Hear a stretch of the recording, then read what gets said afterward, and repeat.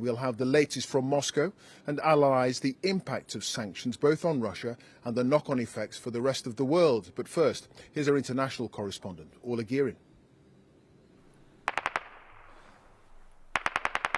By night, they defend the capital. Skies full of fire. These Ukrainian troops are still holding off Russian forces. Their president calling on the invaders to lay down their arms. Бросайте вашу технику и уходите. Drop your weapons and get out of here. Do not believe your commanders. Do not believe your propagandists. Just save your lives and go. Уходите. And in a Kyiv children's hospital, a young victim of Europe's newest war lies between life and death. He's just 13, and doctors tell us as his family tried to flee, they came under fire. It's unclear from which side. The smallest brother was killed, unfortunately. This boy has injuries of face and also injuries of spine. It's very difficult to say at this moment what is the prognosis, but we will try to do everything to save this child. Here at Okhmadet Hospital, the largest paediatric centre in Ukraine, staff are used to battling disease. Now they have to adjust to war on their doorstep. Most of the patients have been moved to the basement for safety reasons. There was another air raid siren just as we arrived. Now, doctors here say they have enough supplies for the moment, but the World Health Organization is warning that if the situation in Kyiv gets worse, oxygen supplies could start to run out.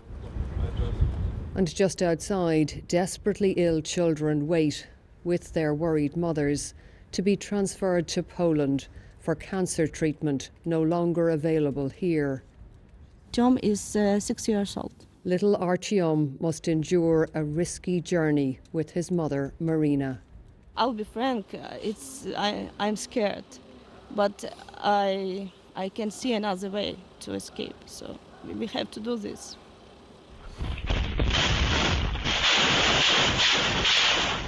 But no escape today in Kharkiv, Ukraine's second largest city.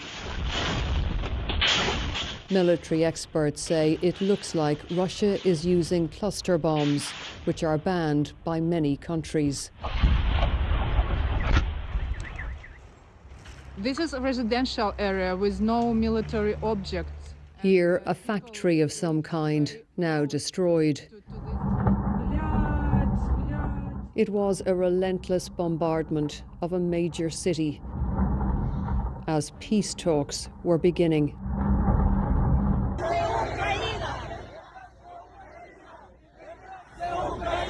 This was the reception committee for Russian troops in the port city of Berdyansk in the east. Shouts of "Go home." Back in Kyiv, the air raid sirens were wailing again, and some were rushing for the railway station, including this group of students from India. We don't know what's going to happen next, but the only thing is that we are going to go to home, and we're trying our best to go back to home, that's it. There have been reports of foreign students not being allowed on trains. But in this time of war, hopes all will be treated equally. In these hard times, I just hope it doesn't matter who's Indian, who's Pakistani, Russian, Ukrainian. We all are just people. We have certain human rights. So I guess in these hard times, we should just help each other and cooperativeness, and that's all. Many are carried to the station by fear for their children, for their city, and the lives they led until last week. Inside, it was all too much for this beloved pet.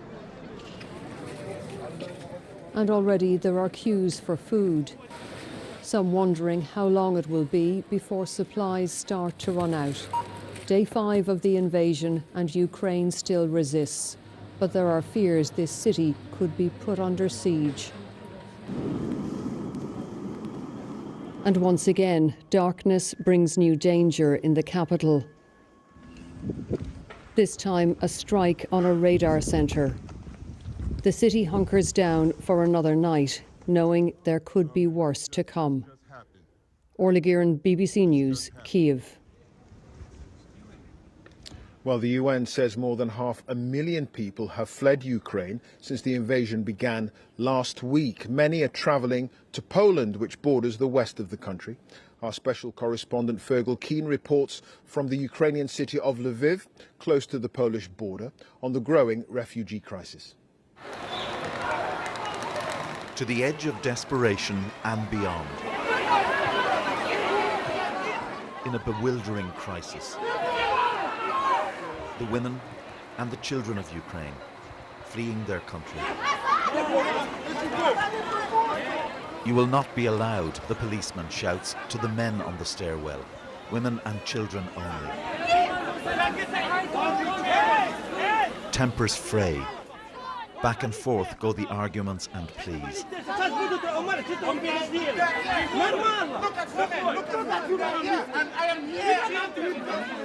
The police move to help those allowed to board.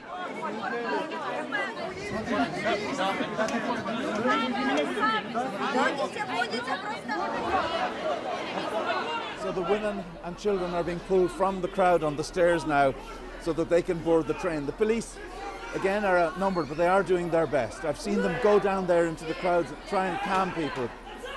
But it's very, very difficult given the volatility of the situation. Well, I saw you in the queue. What do you feel? What's happening here?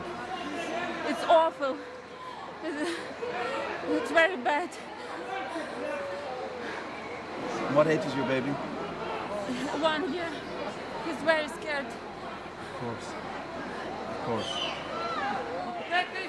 The foreign students and workers here find themselves without family help far from home. And if they're men, they must wait until women and children are evacuated.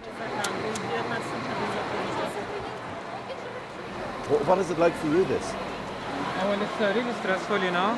As you can see, I'm a bit nervous. I want to get on the train, but unfortunately I can't. And my visa was supposed to come out tomorrow, but I had to leave as fast as I can. So I just had to pack my stuff and leave. The UN has warned of a fast deteriorating situation as tens of thousands flee towards Western Europe. Dr. Mohammed Nassinin is a British medic trying to leave with his family. Here we just come, every people panic because they have bad situation here, and we come to try to catch it, but we saw how people, everyone, they want to go to run. This is what he's run from. The Russian shelling of Kharkiv. And this is the voice of a young woman in the city, terrorised by shelling close to her apartment. Then here we were just eating like a bit of croissant. We met Doha from Morocco as she waited for a train. I cried so much, and I just want to go home, really. I'm not safe anymore here. I left everything. I left my studies. Just pray with us, guys. Thank you so much. On platform 6, a father's farewell to his infant son. What cannot be held must be let go. Until another day. Fergal, Keane, BBC News, Lviv.